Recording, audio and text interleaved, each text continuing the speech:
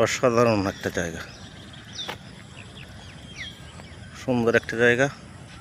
এখন এই সামনে আবার বসার জায়গা, গাছতলায় কত সুন্দর প্রকৃতির পরিবেশ, গাছপালা ভরপুর। এবং এখানে এখন আর মানুষ ব্যবহার করে না, তেমন আসে না কেউ। আগে যখন খোলা ছিল তখন আসতো, এখন তো আসে না।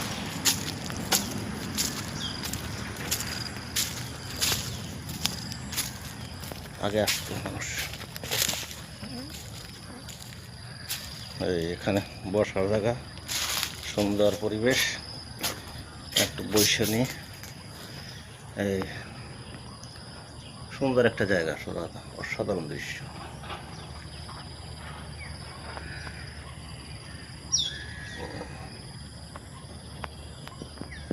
এখানে অনেক পুরনো ঘর,